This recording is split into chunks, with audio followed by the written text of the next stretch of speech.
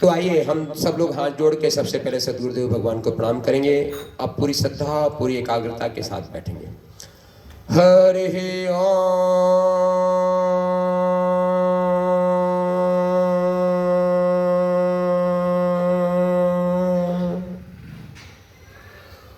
ओम वंदे भगवती देवी श्रीरामं च जगद्गुरुं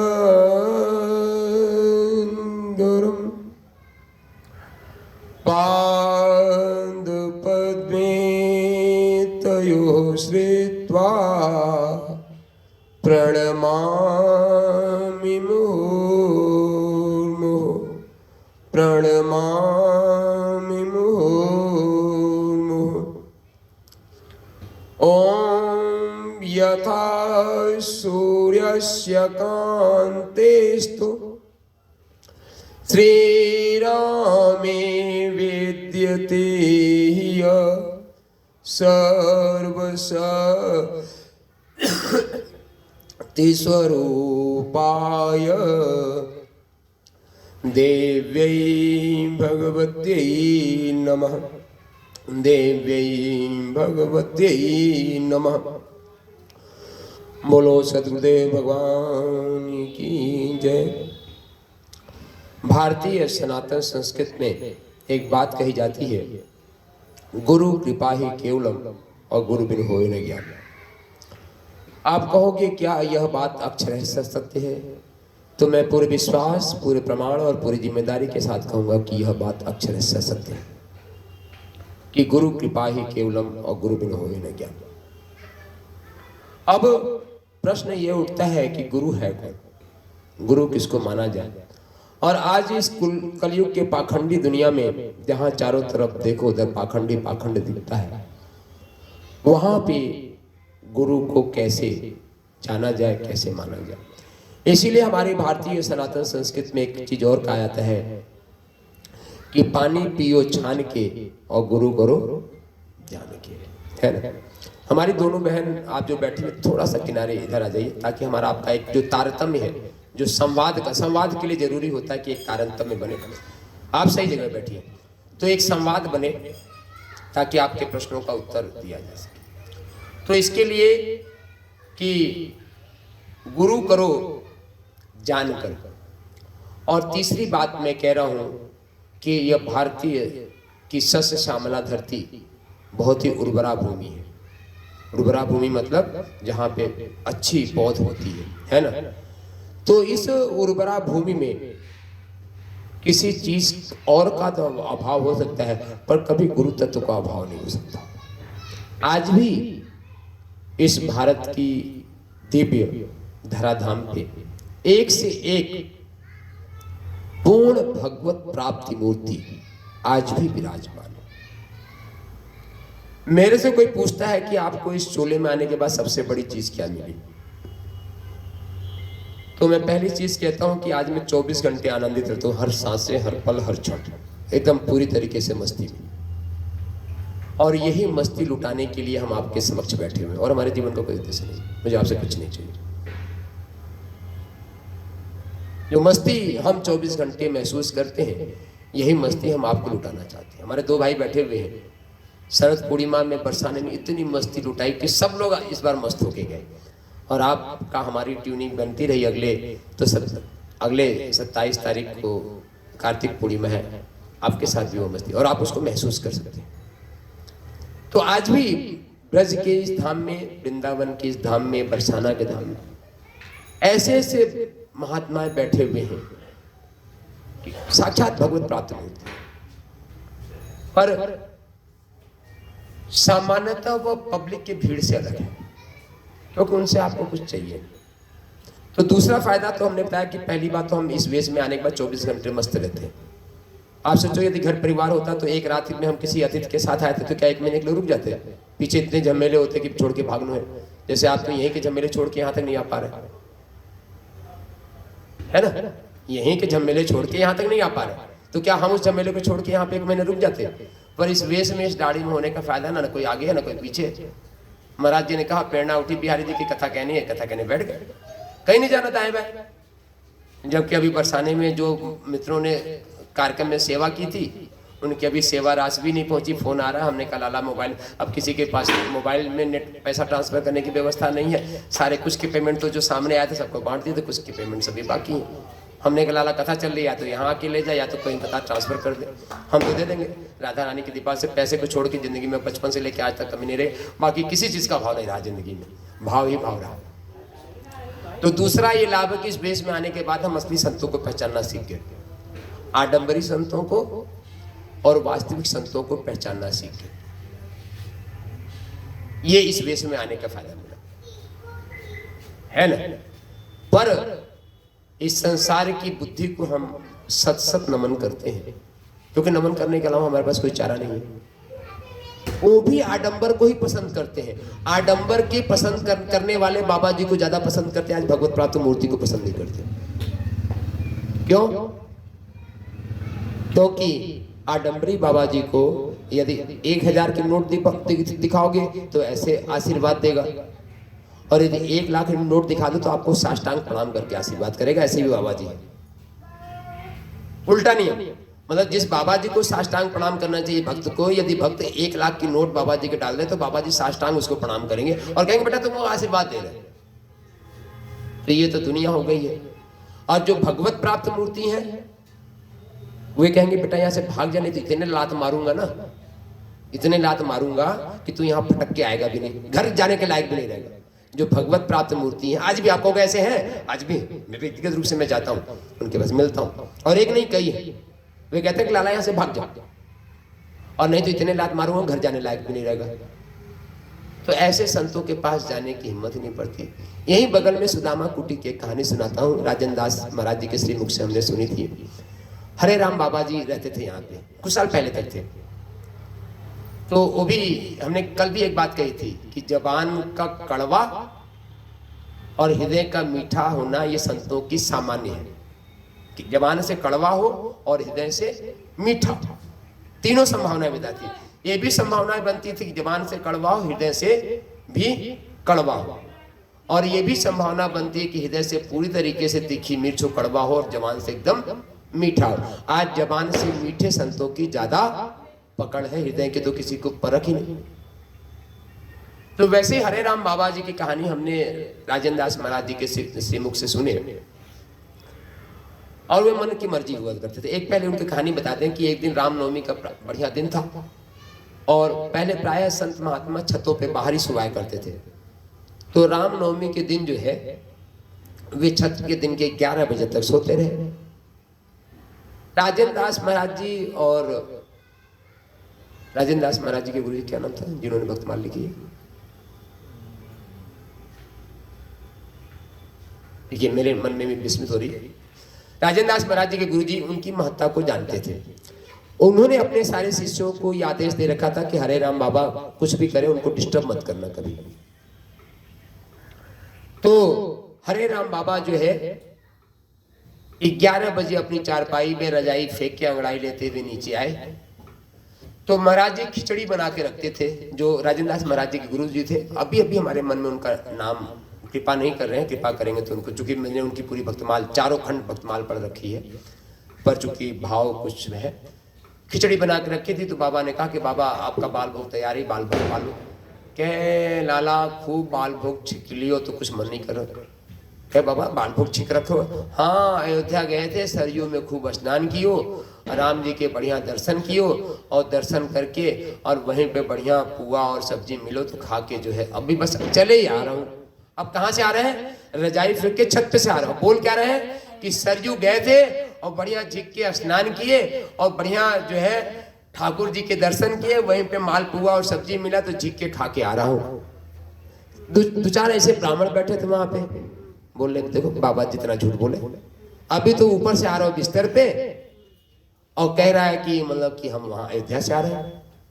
तो बाबा जी ने पूछा, भक्तमाली दास महाराज जी, भक्तमाली दास महाराज जी जो गुरु जी थे, भक्तमाली दास महाराज जी कह रहे हैं गणेश दास जी, अब आपको भी परम पूज्य गणेश दास आपके चरणों में श्रीराम प्रणाम करता हूँ। बोलो परम पूज्य भक्तमाली दास गणेश दास महाराज जी की जय। तो गणेश दास महाराज जी कहते हैं, आओ सरकार अंदर विराज जाओ, मन है तो 2-4-5 मिनट विराजो। तो वे कैसा महाराज कैसा बीता रामनवमी?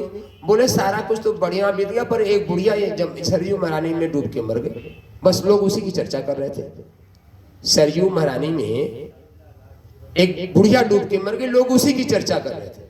लोग आगे मैया जो सामने बैठी हैं, जो गुरु तत्व पे कल उंगली उठा रही थी, यहां से आपकी कहानी जुड़ी हुई है कि पूरे अयोध्यावासी ठाकुर जी की चिंता नहीं कर रहे। एक बुढ़िया जो जिसको मरना ही था, आज नहीं मरती कल मरती हुई सरयू में सरयू महारानी उसको लेके तो उसी की चर्चा कर रहे हैं। ये हरे राम बाबा ने वहीं बता दिया। सारे ब्राह्मण और चिढ़ गए कि एक तो ऊपर चारपाई कह रहे हो और बुढ़िया मर गई। तो कुछ वास्तव में सुदामा कुटी के महाराज जी लोग अयोध्या गए थे, 2-4-10 दिन के बाद वो भी आ गया। तो जितना घटनाक्रम हरे राम बाबा जी चारपाई के से आके तुरंत सुना दिया था, उतना भी हफ्ते भर बाद सुनाए। तब जाके ब्राह्मणों को विश्वास हुआ कि बाबा सच में अपने सूक्ष्म शरीर से अयोध्या गए थे। तो जैसे हम आपको बताएं कि आज भी संतों, चूंकि धरती कभी वीरों से खाली नहीं होती, कहानी सुनी होगी ना, और भारतीय सनातन संस्कृति की उर्वरा भूमि में कभी संतों और गुरुओं से खाली नहीं हो सकते। पर प्रचार का आज इतना माध्यम है कि जिस समय अयोध्या में उस समय रामनवमी को कितनी भीड़ रही होगी, पर चर्चा क्या है कि बुढ़िया मर गई, एक बुढ़िया मर गई। वैसे ही आज हम संतों की चर्चा करते हैं तो सबसे पहले हमारे दिमाग में आसाराम बापू आते हैं। हमारा चित्त, हमारा दिमाग आसाराम बापू से भर गया है, तो असली संत हम देख ही नहीं पाते, क्योंकि चित्त में मीडिया ने इतना प्रचार कर दिया है, संत में इतना प्रचार कर दिया है कि दिख रहे हैं तो सिर्फ आसाराम बापू दिख रहे हैं बस। नहीं 2-3 है, ज्यादा नहीं है। आसाराम बापू, राम रहीम, यही दिख रहे हैं। इसके मतलब हम भी चलते हैं, और मेरी आदत है कि जब हम मस्ती में होते तो मेट्रो में, बस में, हम तो अभी यहाँ से गए थे अभी गोवर्धन से, गोवर्धन की परिक्रमा लगाई पूर्णिमा के दूसरे दिन, और कीर्तन में तो चुके हैं। तो और बस में गए, एसी वाली बस में, सबको कीर्तन कराते हुए गए। सारे लोग बस में ही नाचने लगे।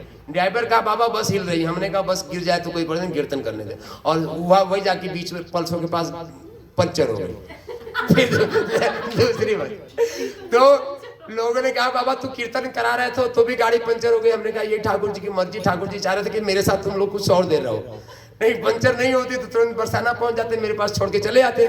तो ठाकुर जी की ये इच्छा है कि तुम मेरे साथ थोड़ी देर के लिए और कीर्तन करो। तो आधे घंटे तक उन्होंने और कीर्तन किया, और उसके बाद पीछे से दूसरी बस आई, उसमें हम बैठ के सारे गए।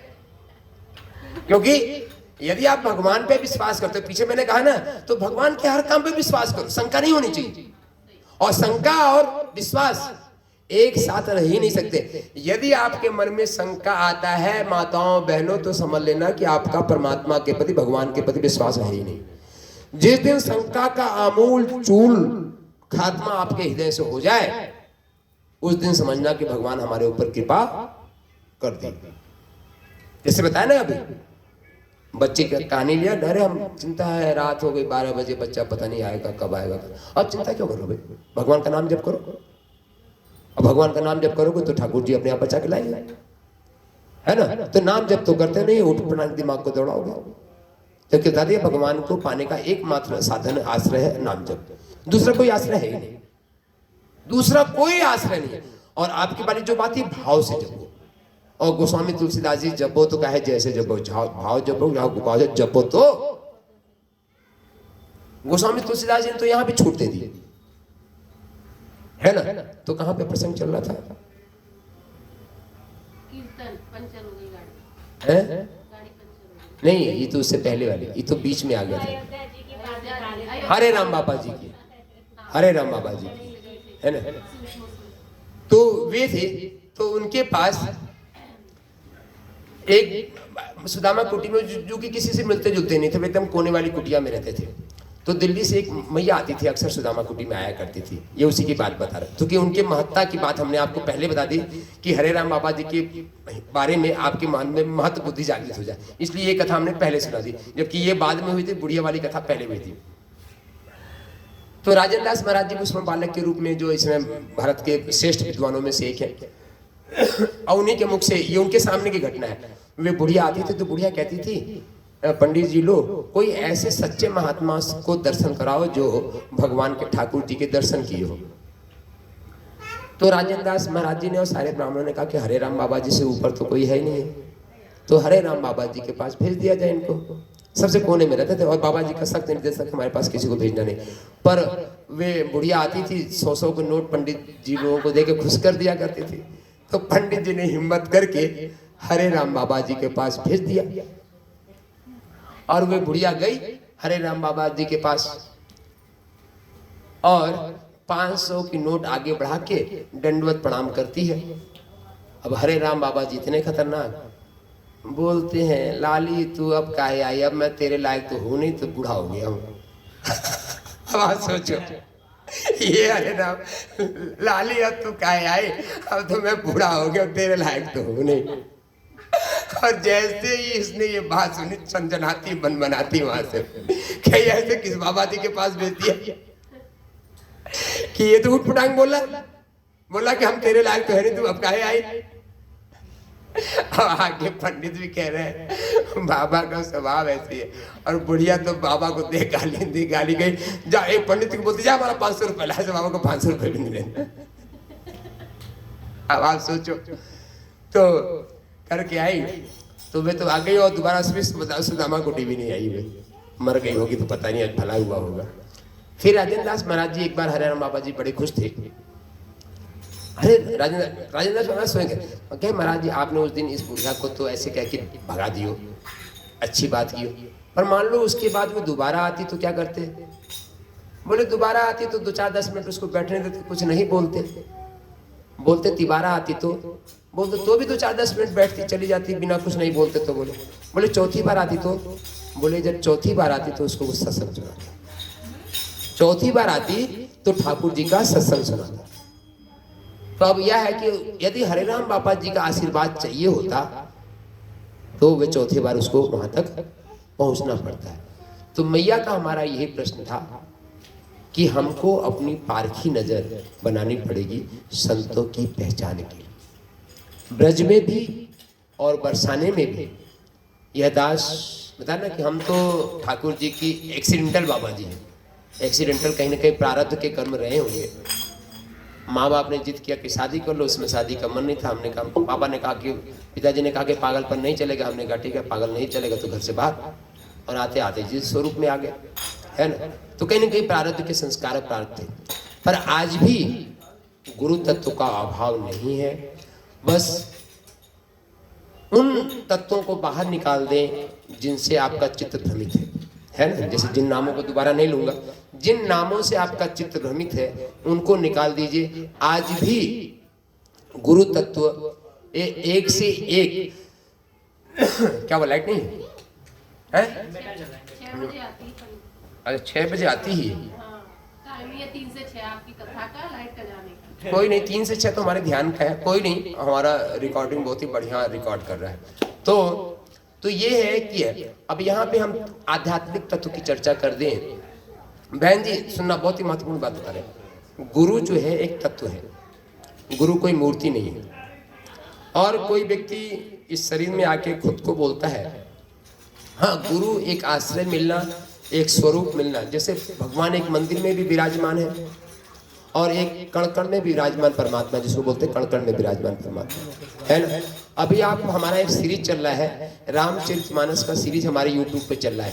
पिछला 15 सीरीज इसी तत्व पे है। आप उस सीरीज को देखने की यूट्यूब पे है। और एक दोहे से एक दोहे को पढ़ता हूँ, फिर 20 की सारी चौपाइयों को पढ़ता हूँ, फिर दोहे को पढ़ता हूँ। जिस दोहे को आज पूरा किया हूँ अगले दिन उसी दोहे को फिर से लेके अगले। तो ये रामचरितमानस का पूरा हमारा एक सत्संग चल रहा है। आज हमने 117वां दिन अपलोड किया था, कल 118वां दिन आएगा और ये रामचरितमानस पूरा होने तक चलता रहेगा।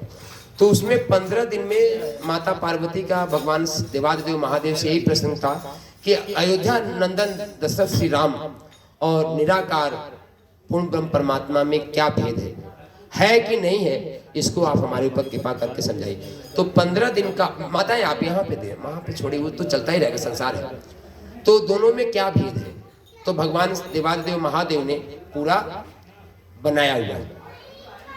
तो इसी तरीके से अब हमने आपको लौकिक माध्यमों उदाहरणों के माध्यम से गुरु तत्व की परिभाषा समझाई।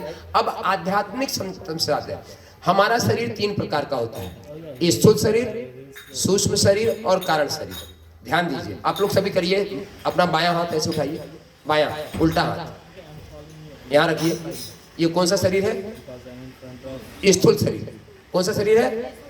ये सूक्ष्म शरीर, पूरा बोलिए। और ये कारण शरीर, कारण शरीर। इंग्लिश में बता दूं, ग्रॉसर बॉडी, एक्सटर्नल बॉडी और causal body. Grocer body, external body and causal body, स्थूल, सूक्ष्म और कारण। ठीक है ना? ये 3 शरीर होता है। स्थूल शरीर जो ये हमको दिख रहा है, सूक्ष्म शरीर को अंतःकरण चतुष्टय बोला जाता है शास्त्रों में। मन, बुद्धि, चित्त, अहंकार, ये अंतःकरण चतुष्टय है। और कारण शरीर का जो प्रतिनिधित्व करता है वह हमारी आत्मा करती है। बात समझा गई? स्थूल शरीर, सूक्ष्म शरीर और कारण शरीर। सूक्ष्म शरीर, स्थूल शरीर ये दिख ही रहा है। सूक्ष्म शरीर का जो प्रतिनिधित्व करता है मन, बुद्धि, चित्त, अहंकार, जो शास्त्रों में बताया गया है। मन उसका विशेष है। और कारण शरीर का जो प्रतिनिधित्व करता है वह है आत्मा। अब क्या है कि गुरु कृपा ही केवलम, गुरु बिन होय न ज्ञान। ये तत्व ये है कि इस स्थूल शरीर का केंद्र बिंदु कौन है आपका? जा रहे हैं? तो इस सूक्ष्म शरीर का केंद्र बिंदु क्या है? सूक्ष्म शरीर का केंद्र बिंदु क्या है बताएं? नाभि। नाभि हमारे स्थूल शरीर का केंद्र बिंदु। आप तो माताएं हैं, जब कोई बच्चा माँ के गर्भ में होता है तो उसके पूरे शरीर का पोषण नाभि से ही होता है। और जैसे ही वह गर्भ से आता है तो जो दाई होती है सबसे पहले उसी को काट के बेटे को अलग करती है ना? तो हमारे शरीर का केंद्र बिंदु है नाभि। और सूक्ष्म शरीर के का केंद्र बिंदु है इस नाभि के पीछे मूलाधार चक्र, मणिपूरक चक्र। क्या नाम है इसका? मणिपूरक चक्र। अब हर चक्र का अपना एक बीज मंत्र होता है। आपने देखा होगा कहीं पर खट चक्र देखा, जैसे यहाँ पे गमला लिखा हुआ, कलश है, कलश के पीछे ओम लिखा हुआ है। तो वैसे ही नाभि का बीज मंत्र है ग। और उसके पीछे जो मणिपूरक चक्र है उसका बीज मंत्र है र। ग और र। चूंकि दोनों हुक से बंधे हुए हैं, हमने क्या आपको बताया कि हम स्थूल शरीर को अपनी वासनाओं के माध्यम से रोक पाते हैं नहीं। यदि वासना नहीं हो तो स्थूल शरीर में रहना मुश्किल हो जाता है। तो ग में ऊ की मात्रा लगाए गु, और रू में र में ऊ की मात्रा लगाए रू। गु रू, ठीक है ना? ये गुरु बन गया। तो बीज मंत्र है गु, नाभि का बीज मंत्र है। ठीक है ना? गु। गु का संस्कृत में भावार्थ क्या होता है? संस्कृत संदर्भ में अर्थ देखेंगे तो गु माने अंधकार और रू माने प्रकाश। अर्थात वह सत्ता जो अंधकार से प्रकाश की ओर ले जाती है, उसी को हम कहते हैं गुरु। अब यहाँ पे दुर्घटना क्या हो गई? हमारी वासना, हमारी लिप्सा, हमारी इतनी शरीर में रहते हुए इतनी ज्यादा टिक गई कि ढेर सारे ये भगवाधारी, वस्त्रधारी, ये सारा भी अपने को कर लिया। गुरु हमारे, हम ही तुम्हारे गुरु हैं, तू और किसी के पास मत जाइए, नहीं तो भटक जाओगे होगा। और क्योंकि यदि किसी और के पास जाओगे तो होगा, और अकेले रहोगे तो लूटने खसोटने का सारा मौका उन्हीं को मिलेगा। ये भी हो रहा है समाज में, मैं इससे इनकार नहीं करता।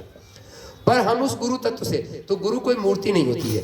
किसी संत महात्मा की आप श्रद्धा करते हो, इज्जत करते हो, प्रेम करते हो, ये आपका अपना विषय, करना भी चाहिए, करना भी चाहिए। मैं आपको इससे विलक नहीं कर रहा, करना चाहिए।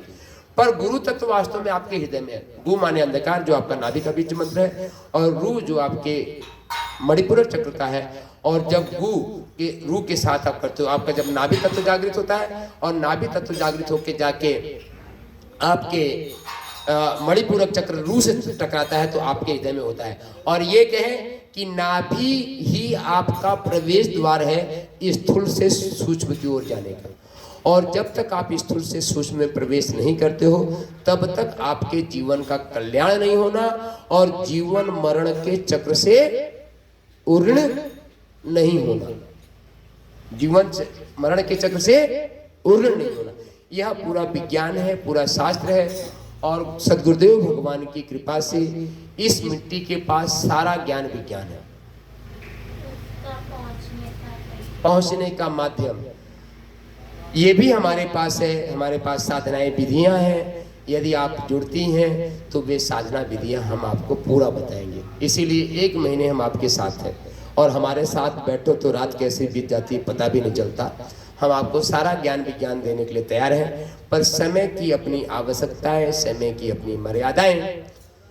तो ये तो है कि गुरु तत्व का महत्व है। तो माता जी को एक है कि माता जी आज भी समाज में 90% अच्छे लोग हैं, आज भी समाज में 99% साधु महात्मा अच्छे ही हैं, पर हमारी दृष्टि उन कुछ गिनतियों पे है। इसीलिए हमने मन में धारणा बना लिया है कि सारे लोग गलत ही हैं। ऐसा नहीं है, सारे लोग 99% लोग अच्छे हैं। आज भी आप देखिए कि आपकी जिंदगी में 99 लोग ऐसे आते हैं जो आपका फायदा करा के जाते हैं, आप उनको नहीं याद है। तो कभी कभार कोई एक 10 रुपए आपका लेके चला गया, आप उसको जिंदगी, वो आदमी आया 10 साल बाद भी याद, अरे वो आदमी आया था मेरा 10 रुपए चुरा के चला गया। अब उस 10 रुपए चुरा के ले जाने वाले को आप 10 साल बाद भी याद रखते हो, जो हजारों रुपए आपकी जिंदगी में दे गया आप उसको याद नहीं रखते हो। तो ये हमारे मन की नकारात्मक वृत्ति है, ये हमारे मन की नकारात्मक वृत्ति। और नकारात्मक वृत्ति का समन का एकमात्र माध्यम है सिर्फ और सिर्फ भगवान का नाम जप करना। और हम कहते हैं कि इस संसार में, इस धरती पे सबसे अच्छा नाम है श्री राम। श्री के साथ श्वास लो, रा के साथ श्वास रोको और माँ के साथ श्वास बाहर जाने दो। श्री के साथ श्वास लो, रा के साथ श्वास रोको और माँ के साथ श्वास बाहर जाने दो। बोलो हम तो कन्हैया की गोद में रहे, तो रा से राधा, माँ से माधव। राम में राधा माधव दोनों समाहित है। और ये कि यहाँ पे चूंकि ब्रजवासी बताया ना कि बड़े उटपटांग हुए, तो एक बाबा जी गोवर्धन में रह के साधना करते थे, रामानंदी साधु थे, नामनिष्ठ थे, तो श्री राम जपा करते थे। तो एक बालक जो है उनके लिए भोजन प्रसादी लेके आता था। तो दिन कह रहा है, कई बार बोल चुका था, बाबा तू खाए तो कन्हैया को, गोवर्धन भगवान को, और जपे राम राम, ये कैसे चलेगा? तू राम राम कन्हैया कन्हैया कृष्ण कृष्ण क्यों नहीं जप रहे? बाबा सुन ले, उसके ब्रजवासी बालक बोले तो बोले क्या, और बार बार बोले, बाबा तू खाए कन्हैया को, गोवर्धन भगवान को, जपे राम राम।